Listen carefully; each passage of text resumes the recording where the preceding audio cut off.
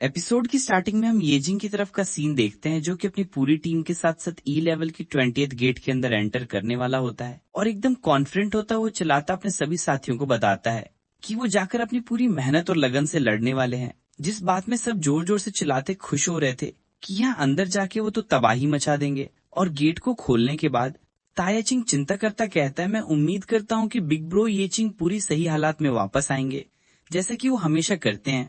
यहाँ पर फिर हम येचिंग की तरफ देखते हैं, जो उस दार आर्मर पहने हुए नमूने वूशन के साथ गेट के अंदर आने के बाद वो दोनों अपने सामने देखते हैं कि वो सब बहुत ही बड़ी और विशाल जगह में मौजूद हैं। उन्हें दो बड़े बड़े जाइंट मॉन्स्टर स्टैचू दिखाई देती हैं और वूशन से बताता है कि दरवाजे के अंदर आने के बाद ही वो सीधे इतने बड़े मॉन्स्टर्स और इतनी बड़ी जगह में कैसे आ गए थे। आखिर उनके सामने भद्दी दिखने वाली स्टैचू कैसी थी? ये भद्दी स्टैचू हमारा स्वागत कर रही है। बिल्कुल घटिया डिजाइन है, मेरे गार्डन की फ्रंट एंट्रेंस से इससे ज्यादा बेहतर होगी। इस बात को टालते हुए येचिंग बताता है कि ये बॉस रूम होता है। इस बात से वूशन से हैरान हो जाता है, आखिर ऐसा कैसे हो सकता है, क्योंकि वो अभी सीधा यहाँ पर एंटर ही किए थे, तो आखिर वो सबसे पहले ही बॉस रूम में कैसे पहुंच गए। तभी उनके सामने मौजूद वो बड़ी बड़ी स्टैचू चलने लगती हैं कि हर एक कदम के हिलते ही सारी की सारी जगह कांप रही थी। और तभी नोटिफिकेशंस आते हैं कि ये ना रुकने वाले लगातार तेज हमले करेंगे, जिनसे वार खाकर तुम्हें लगातार ब्लड लॉस लग सकता है और इनके हर एक हमले बहुत ही ज्यादा ताकतवर होंगे। और येचिंग लड़ने के लिए तैयार होता सोच रहा होता है कि भले ही इन्हें 4 कमाल के ट्रिब्यूट्स मिले हैं और सारे वफ्स का साथ साथ एक नाइटमेयर लेवल का डंजन है जिसे संभालना बहुत ही मुश्किल होगा। सबसे पहले इस मॉन्स्टर के सामने स्पाइडर्स को समन करके इसका ध्यान उनकी तरफ भटकाऊंगा और फिर अपनी तेजी का इस्तेमाल करके उसके पीछे जाऊंगा। के सामने मौजूद नाइट ऑफ प्योरिटी सामने से तो एकदम आर्मर रखते थे और उन पर पीछे से वार करना उनकी कमजोरी बनेगी, इसलिए यहाँ पर वो बर्स्ट मोड का इस्तेमाल नहीं करेगा, बल्कि पहले उनकी कमजोरियों पर वार करेगा। और वो स्पाइडर्स को समन करने ही वाला होता है कि उसके प्लान को फेल करता वो वूशेंशा साइड से खेलता और फटाफट उस मॉन्स्टर की तरफ भागकर बढ़ने लगता है, ये बताते हुए कि वो येचिंग को उस मॉन्स्टर को मारकर बॉस ड्रॉप्स नहीं लेने देगा। और उसके मरने से पहले आज वो येचिंग को दिखाने वाला होता है कि भगवान से खास और डायरेक्ट मिल गई ताकत क्या होती है। इसलिए तेजी से वो दोनों मॉन्स्टर के सामने आ जाता है। घुसते ही हंसता वो चिल्लाता है कि वो उसे दिए गए टाइटन क्रशर स्किन की ताकत दिखाने वाला होता है। ये देखकर येचिंग परेशान होता है, दिमाग से पैदल के गधे लोग पक्का मरने के लिए पहले बढ़ जाते हैं, ये गया, ये पक्का गया, इसके तो बड़े वाले लगेंगे। और हाँ बिल्कुल, जब वूशेंशा ने पूरी पृथ्वी में उस मॉन्स्टर को एक ही बार में हराने की उम्मीद कर ली थी, तभी मॉन्स्टर अपने हाथ में पकड़े हथियार को बल्ले की तरह घुमाकर वूशेंशा का सिक्सर मारता है और उसका वो सख्त हमला खाकर उसकी शक्ल चपटे की तरह बनकर वो दूर जाकर जमीन पर क्रैश होता है। येचिंग चुपचाप उसके रास्ते से साइड होकर उसे हवा में पकड़ने की जगह उल्टा दबकर जमीन में लैंड होने देता है, क्योंकि आखिर बेवकूफ की कितनी रक्षा की जाए। वूशन से बताता है कि आखिर इस रामकार मॉन्स्टर को बिल्कुल अकला ही नहीं है, हम अभी मिले ही हैं, आखिर इतने जोर से कौन मारता है यार। येचिंग इस बात से शॉक होता है कि वूशन से का आर्मर भले ही पूरा डिफेंस स्टैट से भर रखा हो, पर ये सच में हैरानी की बात है कि वो उस नाइट ऑफ प्योरिटी के हमले से टूटा नहीं। वूशन से अभी भी जिंदा बच गया और अब वो दूसरा कुल्हाड़ी पकड़ा हुआ नाइट हमला करने के लिए फटाफट बढ़ता है येचिंग की तरफ। जानकर कि वो टारगेट हो रहा है, फटाफट उस स्टैचू के तेज हमले को डॉज करता हुआ हवा में आ जाता है और परेशानी में कहता है कि इस वूशेंशे की वजह से इसके प्लान पूरे के पूरे चौपट हो चुके थे। येचिंग भी अभी हवा में मौजूद ही था कि वो दूसरी लॉन्ग सोर्ड वाली स्टैचू हवा में एक तेज वार घुमाकर उसे मारती है। येचिंग कुछ करके उन हमलों से भी बच जाता है, पर यहाँ पे वो स्टैचूस रुके नहीं थे। जितना तेजी से येचिंग उनके हमलों को डॉज कर रहा था, उतनी ज्यादा तेज उनके हमले भी हो रहे थे। पास से परेशान येचिंग कहता है कि लॉन्ग सोर्ड वाले नाइट ऑफ प्योरिटी के जो हमले हैं उनसे परमानेंट ब्लड लॉस मिलता है। अगर मैंने इनसे थोड़ा बहुत भी डैमेज खा लिया तो इससे बेस में बहुत ही ज्यादा खतरा बढ़ जाएगा। यहाँ पर लड़ाई से कुछ दूरी पर मौजूद वूशन से, जिसके ऊपर लड़ाई का इम्पैक्ट दूर तक पहुंच रहा था, वो येचिंग से पूछता है कि वो स्टैचू उससे लड़ रही थी तो डैमेज उसे भी क्यों मिल रहा था। जिस बात पर चिल्लाता येचिंग उसे बताता है कि नाइट ऑफ प्योरिटी किसी को भी नहीं बख्शने वाला और जहाँ तक उसका डैमेज पहुंचता है वो वहां तक पहुंचाएगा। और सच में यहाँ पर वो वूशन से कुछ नहीं कर सकता, तो कोने में जाके छुप सकता है।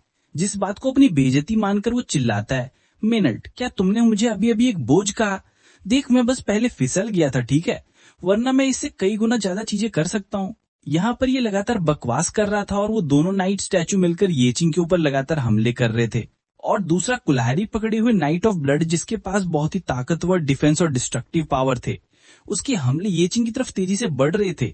स्टैट्स को देखते येचिंग कहता है कि स्टैचू की जो स्टैट्स हैं वो बराबर ही अच्छे खासे अटैक्स ही कर पाएंगे और उससे पहले वो खतरनाक हमले येचिंग के अंदर घुस जाते, वो स्पिरिट डैश एबिलिटी का इस्तेमाल करके फटाफट उन्हें डॉज कर लेता है। और अब येचिंग को उसके हमला से लगा झटका देखकर वुशन से आगे हमले करने के लिए बढ़ता चिल्लाता है, देखो तो सही, तुम लड़ तक नहीं पा रहे थे, चिंता मत करो क्योंकि अब मैं तुम्हें दिखाऊंगा कि ये काम को अच्छे से कैसे करते हैं। और अब वैसे ही वुशन से जाकर स्टैचू के ऊपर लगातार हमले करने लगता है। उसे हमले करते देखकर एक तरफ खड़ा येचिंग सोच रहा होता है कि ये बंदा लड़ने के मायने के लिए लड़ने गया था, यानी इतना निकम्मा तो नहीं, पर क्योंकि इसके पास डिफेंस ज्यादा है तो शायद अगर ये एक स्टैचू को संभाले तो दूसरे पर ध्यान अच्छे से दे पाएगा। पर बेचारे येचिंग की उम्मीद पर भी पानी फिर जाता है। नाइट ऑफ ब्लड उसे मक्खी की तरह धक्का मारकर दूर फेंक देता है। येचिंग इस बार भी लह पकड़ने का कष्ट नहीं करता, वुशन से दूर जाकर लैंड करता है। परेशान येचिंग सोच रहा होता है कि उसे सच में इस बंदे से उम्मीद थी कि वो उसका ध्यान भटकाएगा, और उधर एक ही मिनट में वो पिट भी गया और ऊपर से वो मॉन्स्टर और भी ज्यादा गुस्सा हो गया और पीछे से वुशन से चिल्ला रहा होता है, हरामखोर ने कितना मारा, मेरी हर एक पसली में दर्द हो रही है, क्या इन हरामखोर को बिल्कुल भी दया नहीं है। तभी वो मॉन्स्टर गुस्से में चिल्लाता वो अपनी टॉन्ट स्किल का इस्तेमाल करता है। टारगेट सीधा जाकर लगता है येचिंग को। अब येचिंग ये जानता था कि इस लड़ाई को उसे ही अकेले संभालना होगा। वो मॉन्स्टर की चुनौती को एक्सेप्ट करता हुआ कहता है, हम सिर्फ एक ही मॉन्स्टर की तरफ ध्यान नहीं दे सकते, बल्कि हमें दूसरे बंदे को भी हराना होगा जो इससे ज्यादा बड़ा है। यानी अब बारी आ चुकी है लड़ाई पर अच्छे से ध्यान देने की। नाइट ऑफ ब्लड पूरी तेजी से कुत्तों की तरफ भागता हुआ येचिंग की तरफ बढ़ता है और वैसे ही उस पर वार करता है। येचिंग फटाफट उसके हमले को डॉज करता हुआ हाथ पर डैगर से वार करता है, जितने बार हो सके करता जाता है। और नोटिफिकेशन आते हैं कि उस मॉन्स्टर के डिफेंस ने 95% सभी डैमेज को कट कर दिया है। येचिंग के किए गए हमले का सिर्फ 5% इफेक्ट हुआ था, यानी उस डैगर के लगातार वार से भी मॉन्स्टर पर मच्छर के काटने जितना नुकसान भी नहीं हुआ था कि मच्छर कम से कम भी खारिज करवाकर इंसानों को परेशान तो कर देते हैं। यहाँ पर वैसे ही वुशन से भी मॉन्स्टर के पैर पर लगातार वार करता है, लेकिन उसके वारों का भी 0 इफेक्ट पड़ रहा था। वो बाद में येचिंग को बता रहा होता है कि आखिर इसकी अभी तक सभी लड़े हुए मॉन्स्टर से इतने ज्यादा अलग ताकतवर मॉन्स्टर कैसे थे, जबकि बेस में वो गया था मॉन्स्टर एक या फिर 2 बार में ही मर जाते थे। यहाँ पर येचिंग आगे से ही नाइट ऑफ ब्लड से डील कर रहा होता है, तो दूसरे लॉन्ग स्वॉर्ड वाले नाइट स्टैचू का भी येचिंग की तरफ ध्यान पड़ गया होता है।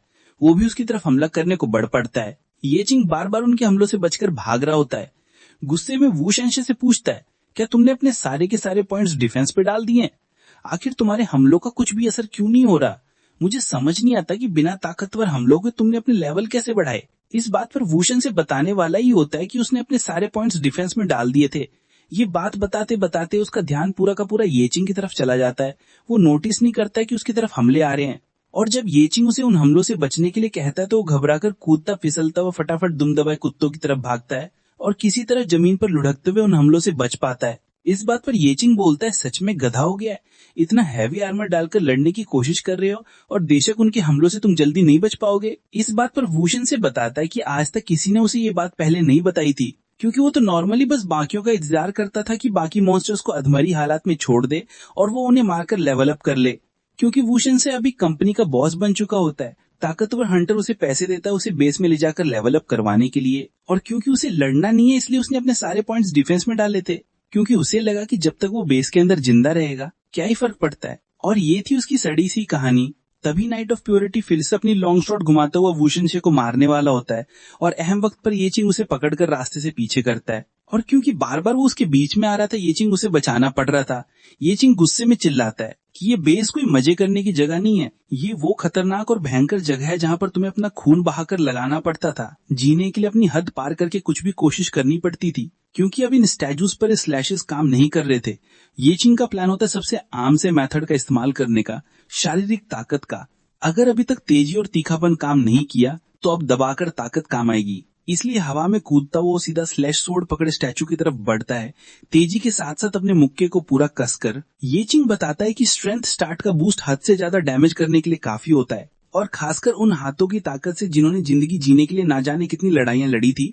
तभी येचिंग का वो ताकतवर पंच, जिसकी लाजवाब ताकत से स्टैचू तक भी उसे खाकर 2 पलों के लिए पीछे हट गई थी। खड़े खड़े देखते वुशन से यकीन नहीं होता है कि इतनी बड़ी स्टैचू जिसने ऊपर से आर्मर तक डाल रखा होता है, येचिंग ने सीधे सीधे उसे अपने हाथों से नुकसान पहुंचाया। और क्योंकि नाइट ऑफ प्योरिटी को भी ज्यादा डैमेज हो रहा होता है, उसका सारी दूसरी स्टैचू टफ लॉ लड़ाकर येचिंग के तरफ अपने तेजी से हमले घुमाने लगता है और उस स्टैचू पर चला हुआ येचिंग उसके हर एक हमलों को डॉज करने की कोशिश करता है, पर सीधा उसके भी करीब आकर उस स्टैचू की गाल पर भी एक चोर मुक्का दे मारता है, जिससे स्टैचू तक के भी पूरे पूरे जबड़े हिल जाते हैं और नोटिफिकेशन आता है कि येचिंग ने वीक पॉइंट पर मुक्का मारकर ब्रेट हिट की थी, जिससे वो स्टैचू थोड़ी देर के लिए स्टन हो गया होता है। देखते येचिंग भी हैरान होता है, इस एक मुक्के से स्टेटस इफेक्ट पड़ा, लगता है मेरा साथ अलग ही इस जगह पर बहुत ही ज्यादा काम आ रहा है। और फिर येचिंग को फेस नोटिफिकेशन आता है कि अगर मॉन्स्टर के वीक पॉइंट पर येचिंग की कोई भी क्रिट हिट जाएगी, उस मॉन्स्टर के ऊपर येचिंग के लक स्टैट के हिसाब से एक स्टेटस इफेक्ट पड़ेगा।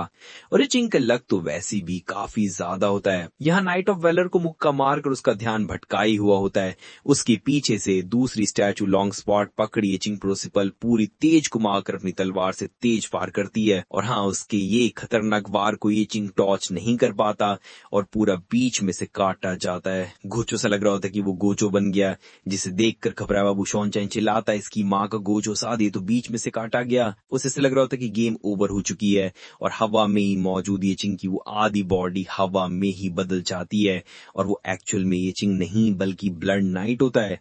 यहाँ येचिंग नीचे से पूरी सही हालात में नीचे वापस प्रकट हो जाता है, जो देख बुशॉन चैन को समझ नहीं आ रहा होता है कि उसे ये कौन सी नई तरकीबें देखने को मिल रही थी। यहाँ पर येचिंग सोच रहा होता है कि बुशॉन चैन का डीपेस्ट लेवल बहुत ही कम होता है, जिससे वो स्लाड़ी वाले एक्स मास्टर को नहीं झेल सकता और टैंकर होने के बावजूद भी शासी ज्यादा डैमेज नहीं झेल सकता। और बेशक येचिंग को उससे कुछ उम्मीद भी नहीं थी कि वो बुशॉन चैन की इस लड़ाई में कुछ काम भी आता। उसे फिर भी सिचुएशन को कंट्रोल में रखना होता है और वो दोनों के दोनों नाइट्स बहुत ही ज्यादा गुस्सा हो गए थे। एस लीचिंग पहले ही बुशॉन चैन को वहां से भागने को कहता है, तो पहले बीच में आकर उसकी बैंड बच जाए और वो दोनों नाट्स भागे भागे अपने बार कर दे येचिंग की तरफ घटते हैं और हवा में उसी फुर्ती से कूदता हुआ येचिंग बारी बारी उन दोनों के हमलों से ही बच जाता है। और तब एकदम तेजी से स्टैचू के पीछे आकर जहां पर उसका वीक पॉइंट होता है, लगातार पूरी तेजी से हमले करना शुरू हो जाता है।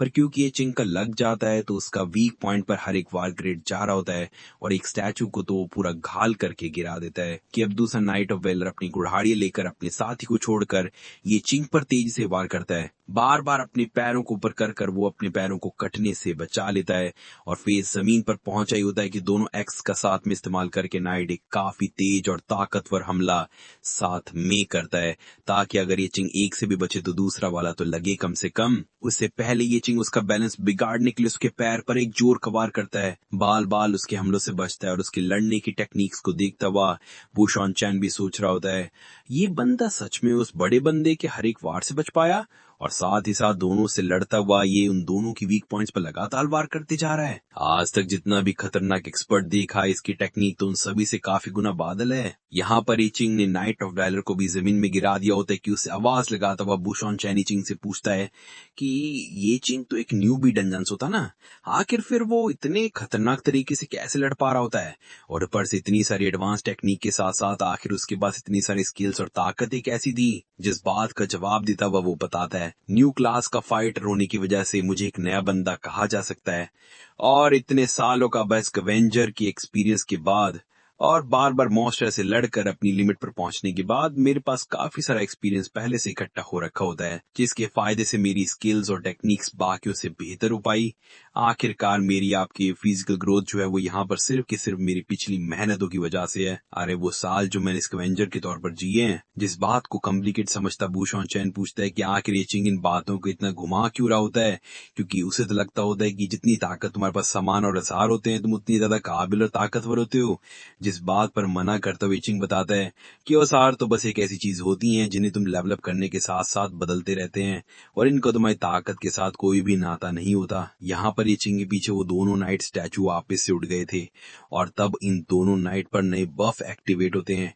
एक नाइट विद बस सर्कस मोड, जिससे उसके अटैक स्पीड और हर एक लगातार हमले पहले से काफी ताकतवर हो जाएंगी। एक एबिलिटी थॉर्न्स, जिससे अगर उस स्टैचू पर कोई भी मेली डैमेज करता है तो उसे करने वाले को भी उतना ही बराबरी का डैमेज देना पड़ेगा, यानी वार करने के बावजूद भी उतना ही डैमेज देना पड़ेगा। और अब सिचुएशन तो और भी काफी भयंकर थी और येचिंग बुशॉन चैन की तरफ देखता बताता है, अब बेस में लड़ता लड़ता लगता उसारो कोई चीज नहीं बल्कि मेरा शरीर है, जो यहाँ पर हुई हर एक लड़ाई के बाद पहले पहले से ताकतवर होता है और अब एचिंग उसकी बफ देखती कहता है मुक्को उसे तब वो निक मॉन्स्टर पर वो डैमेज नहीं कर सकता क्योंकि जितना वो उस पर वार करेगा उतना उसे वापस मिलेगा। तो यहाँ पर दूर के हमलों से ही उन पर वार करना सबसे बेहतर चॉइस होगी। जिस बात पर भूषण की आंख की बताता है कि आखिरकार फाइनली उसकी बारी आ गई थी यहाँ पर स्टार बनने की, क्योंकि वो यहाँ पर सिर्फ का डीप बेस्ट स्पोर्ट्समैन ही नहीं होता बल्कि वो मैजिक का इस्तेमाल भी कर सकता होता है। दूर के हमलों से किसी मॉन्स्टर को हराने की बात आती है तो यहाँ पर उसका ही कुछ करना सबसे बेहतर होगा। तभी अपने मैजिकल हमलों की तैयारी करता और येचिंग को अपने हाथ से आ रही वो लाइटनिंग मैजिक दिखाता और बताता कि वो काफी ताकतवर लाइटनिंग स्पेल का इस्तेमाल कर सकता था। यहाँ पर येचिंग को पीछे हट जाना चाहिए, उससे पहले वो अपने चूसे से वार कर अपनी और भी बेइज्जती करवा जाता। येचिंग उसे छोड़कर फटाफट उस मॉन्स्टर की तरफ भागता, उसके चेहरे की तरफ गिरता हुआ न फायर एक्सप्लोजन मैजिक की लगातार धमाके हैं उन नाइट्स पर फेंकने लगता है। भाई मजाक कर रहा है क्या? मैं कुछ चीजों में अच्छा होता हूँ और ये मुझे उनमें भी पीछे छोड़कर फिर से रुला देता है। हवा में आ रहा होता है, अपने फायर एक्सप्लोजन को इकट्ठा करता येचिंग सोच रहा होता है जब भी इस नाइट की नई एबिलिटी एक्टिवेट होती है इसका कोई भी एलिमेंट का रेजिस्टेंस एकदम ही कम हो जाता है, जिससे मैजिकल हमलों से क्रिट हिट होना ज्यादा आसान होगा। और इसलिए येचिंग हवा में लगा होता है, जितने हो सके उतने ज्यादा उतने फायर एक्सप्लोजन की धमाके बार बार उस स्टैचू पर दे मारी जा रहा होता है, जिन धमाकों की इम्पैक्ट की वजह से उस स्टैचू का भी वापस मुड़ना बहुत ही मुश्किल हो रहा होता है। और बस और क्या, कुछ ही धमाकों के बाद वो फाइनली एक स्टैचू का तो सर धड़ से अलग कर देता है जो सीधा आकर गिरता है बूशॉन चैन के पास। क्या इस बंदे ने एक टायर 3 की फायर मैजिक इस्तेमाल किया बिना कास्ट ना ग्रेट फायर एक्सप्लोजन का? जिस बात से उसे समझ नहीं आ रहा होता ये बंदा जो पहले से फिजिकली इतना ताकतवर होता ये मैजिक कहाँ से सीख गया, और ऊपर से इतना ज्यादा ताकतवर कि एक नाइट का सर धड़ से अलग करने के बाद ये चिंग बड़ा होता है दूसरे नाइट ऑफ वेलर की तरफ, और उस वाले की तेजी काफी ज्यादा थी इसलिए ये चिंग अभी तक उसकी तरफ पहुंचे नहीं होता है कि उसका घूमता हुआ बार उसकी तरफ तेजी से बढ़ता आ रहा होता है। ये चिंग के बफ अब काफी भरवार चले हैं, उसी वजह से वो अपने कुछ ही बारों में उसके दोनों ही हाथों को चकनाचूर कर डालता है और उसके बाद एकदम तेजी से बढ़ता है, उसके सीने के नजदीक आकर अपना एक पूरी जान का वार करता है, उसके सर को भी एक ही तुल में तोड़ डालता है। यानी जैसा उसने वादा किया था एक ही खतरनाक हमले में उस मॉन्स्टर को मार दिया होता है। तो साइडवे से देखता बूशरॉन्चन कहता है, मेरी आंखों के सामने सामने अभी ये पहले से और भी ज्यादा ताकतवर हो चुका है। व्यक्ति जो लगातार इतना ताकतवर जल्दी हो सकता है, और मैं बेवकूफों की तरह सच में एक ऐसे बंदे के साथ उलझने का सोच रहा होता हूँ। पर अब उस लड़ाई को जीत के ये चिंग कर रहे होते नोटिफिकेशन का इनका बिलिसिफिकेशन भी आ जाता है। 2 गेट कीपर नाइट्स को हरा दिया होता है, एजेंट का टाइम खत्म हो चुका होता है, ईचिंग की एचपी पूरी 10% थी और वो बाल बल मरने से बचा होता है। ये फटाफट अपने हेल्थ पोशंस को निकाल कर तबाह कर पीने लगता है। अगर आप सोच रहे कि ईचिंग ने लड़ाई के बीच में इनका इस्तेमाल क्यों नहीं किया, क्योंकि लड़ाई के बीच में इसका असर कोई नहीं होना होता है। अब लगातार काफी पोशंस को पीकर लंबी सांस लेता कहता है, सच में ये लड़ाई काफी मुश्किल थी, मैं एक बार फिर से बाल बल मरने से बचा। और तभी उसे याद आता है कि उसने एक काम काफी टाइम से नहीं किया होता, इसलिए अपनी स्कैवेंजिंग एबिलिटी को वो बताता है, मेरे दोस्त मुझे याद आया तुमने भी काफी टाइम से अब अच्छे से पेट नहीं भरा, तो आज वो करने का वक्त आ चुका है। फिर से वो अपनी स्कैवेंजिंग एबिलिटी को एक्टिवेट करता है तो भयानक दिखने वाले हाथ फिर से उसके पीछे से आने लगते हैं। तो इन हाथों को बताता है वो अपना पूरा पेट भरकर खा सकते हैं, क्योंकि अब बारी आ चुकी थी असली मसालेदार चीजों को सैल्वेज करने की। लेकिन किन ताकतवर चीजों से वो ताकतवर मॉन्स्टर को सैल्वेज कर उसे क्या इनाम मिलेगा। इस स्कैवेंजिंग एबिलिटी का वो वॉइड सा दलदल बनाकर दोनों नाइट्स की बची बुची बॉडी को अपने अंदर खींचने लेता है। अपने सामने भयानक नजारा देखकर बूशॉन चैन भी हक्का बक्का कह रहा होता है, पहले तो ये भयानक हाथ उस मॉन्स्टर को रोकने में काम आए, पर ना जाने अब कैसे ही हाथ उस मॉन्स्टर को पूरा पूरा अपने अंदर निगल रहे थे। ये बंदा सच में क्या चीज है, उस मॉन्स्टर की लाशों को खाया जा सकता है। इस बंदे को किस तरह की अजीब स्किल मिली है जो ऐसी चीजें मुमकिन कर सकते हैं। बूशॉन चैन को पक्का लगने लगा होता है उसके सामने मौजूद ये पोषण पी रही चिंग तो दिखने और बातें करने में बिल्कुल इंसान है, पर इसका अस्तित्व भी यहाँ पर मौजूद मॉन्स्टर से काफी गुना भयानक होता है। और काम पूरा होने के बाद ये चिंग को नोटिफिकेशन आते है कि सैल्वे सक्सेसफुल हो चुका होता है। दोनों मॉन्स्टर के स्किल कार्ड्स मिल जाते हैं। नाइट ऑफ प्योरिटी से मिला होता है मल्टी ब्लेड स्ट्राइक स्किल। इसके लिए ये चिंग को एक स्पॉट टाइप वेपन की जरूरत होगी। इसे अपने हाथ में पकड़ने से लगातार काफी तेज तलवार के हमले कर सकता था। उसका कोई भी अटैक हिट होगा लागलवार और भी ज्यादा तेज होगा, और जितने हिट्स लगातार बजेंगे ग्रेट हिट के चांस उतने ज्यादा बढ़ेंगे। यानी एक तरह से नाइट ऑफ प्योरिटी की वही सिग्नेचर मूव टेक्निक थी। दूसरा स्किल कार्ड होता है अजियस रोर यानी हिम्मत वाला दुहारना, जिससे वो टारगेट हो रखे मॉन्स्टर को टॉन्ट कर पाएगा। उनका ध्यान पूरा येचिंग की तरफ आ जाएगा। येचिंग पर कोई डीबफ लग रखा होगा तो वो उस टॉन्ट हो रखे मॉन्स्टर पर चला जाएगा। ये अपने आप से डीबफ हटावे की काफी मजेदार और अच्छी स्किल थी। एक्टिव करने के लिए येचिंग को अपने हाथों में एक शील्ड पकड़ने की जरूरत होगी। तो देखता वो कहता है एक शील्ड बेस्ड वाली स्किल है, मैं शील्ड का इस्तेमाल तो करता नहीं हूँ क्योंकि इस स्किल से मेरे ऊपर सटा के डीबफ हट सकता है। तो इस हिसाब से काफी अच्छी स्किल्स में गिना जा सकता है। वक्त आने पर ये सच में काफी काम के आ सकते हैं। भूषण चैन कह रहा होता है तो दोनों बड़े बड़े मॉन्स्टर पूरी तरह से मिटकर उस पूरी जगह से गायब हो चुके थे। इनका टुकड़ा तक भी यहाँ पर नहीं बचा होता। ध्यान नहीं देता कि उसके ऊपर ही लगी मैजिकल पोर्टल से एक चीज गिरती है। इससे पहले वो चीज उसके ऊपर गिर जाती, उसका थोड़ा सा ध्यान उस पर पड़ गया होता है कि बल में वो जोर की छलांग मारकर उस चीज के बीच में आने से बच जाता है। अलग से पोर्टल से गिरने वाली चीज एक बहुत ही बड़ी अजीब तरह की चेस्ट थी, जिसके साथ साथ येचिंग के सामने एक नोटिफिकेशन आता है कि इस जगह के अंदर येचिंग को कोई भी एक औजार को डालना होता है तो उसकी आत्मा उनसे जुड़ जाएगी, जिससे चांस हो सकता है रैंडम औजार बनने का।